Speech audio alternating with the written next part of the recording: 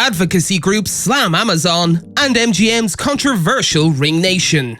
Hey guys, today we're going to talk about how advocacy groups slam Amazon and MGM's controversial Ring Nation. Let's get right into it.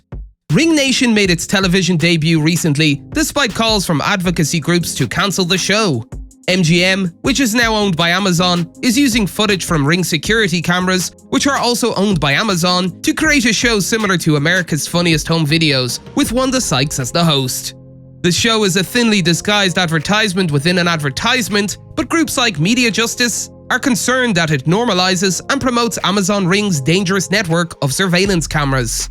According to Ring, the show will also include videos from cell phones and video cameras. Ring has a number of serious security flaws, such as leaking users' home addresses. Ring has also raised ethical concerns by sharing footage with the government without the consent of the users. Amazon shared Ring doorbell footage with US authorities 11 times without the device owner's consent between January and July of this year. Ring has been chastised for collaborating with at least 2,200 police departments across the country, allowing cops to request video doorbell camera footage from homeowners via Ring's Neighbors app. Ring's Neighbors app, like Citizen and Nextdoor, tracks local crime and allows for anonymous discussion. Ring's law enforcement partners can also use the app to request video footage. In an open letter to MGM, Media Justice wrote, "Ring Nation attempts to put a happy face on a dangerous product. Not only will MGM's Ring Nation further normalize harmful neighborhood surveillance, it will deepen the pockets of a corporation that profits from the criminalization of communities of color and surveying the whereabouts and actions of millions." 40 other human rights organizations signed the letter. The progressive media organization Daily Kos launched a petition urging MGM to cancel Ring Nation. The petition has nearly 70,000 signatures. Ring only began disclosing its links with law enforcement after the US government sent the company demands for transparency. Senator Ed Markey stated in a 29 letter that the company's relationship with police forces raises civil liberties concerns.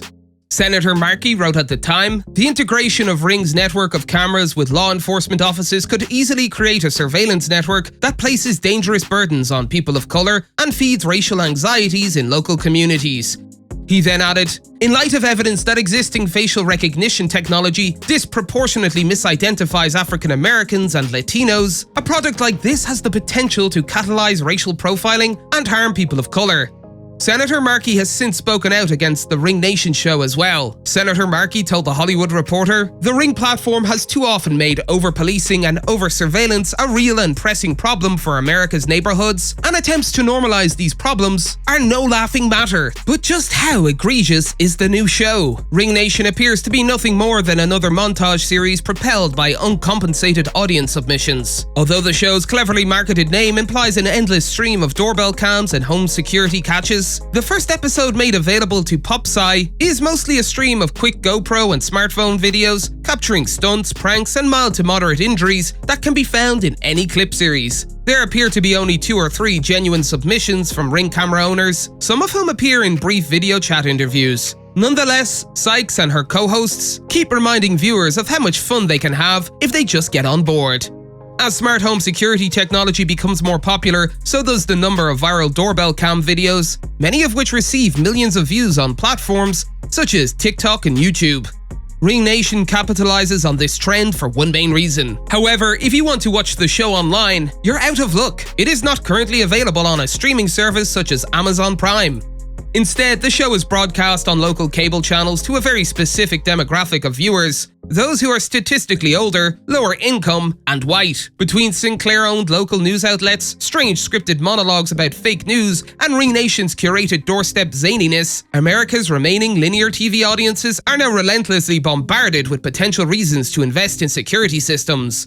When it comes to deciding which system to buy, the Ring system dominates sales, outselling its 4 closest competitors combined last year. According to a 2021 Pew Research report, average TV viewership via cable and satellite connections has decreased across the board since the last survey in 2015. The statistics are generally quite dramatic, with a 20 to 30% drop in every age group except those 65 and older. Audiences in that category fell only 5 percent points, from 86 to 81%. That's a lot of people getting their TV fix from local stations, especially older people, who are the least likely demographic to use technology. It's also worth noting that the same production company that brought us Ring Nation also brought us Live PD, the highly controversial, massively successful successor to Cops. Despite a brief cancellation following the George Floyd protests in 2020, Live PD was resurrected earlier this summer as the rebranded On Patrol Live. The presentation of smart home surveillance as nothing more than a completely mundane tool for catching pratfalls and cute pets is perhaps the most concerning takeaway from Ring Nation's premiere episode. Ring, like many other home security companies, claims that their products deter crime and keep owners safer than they would be otherwise. However, research shows that devices like Ring and other services don't keep you safe, and police jurisdictions aren't sure how effective Ring partnerships are at preventing and catching crime. Regardless, Ring stores data in the US for a default period of 60 days, potentially exposing consumers to blackmail, extortion, and stalking. During the course of the show, viewers are not reminded of any of this. That's all for today, and we'll be sure to catch you all in the next one.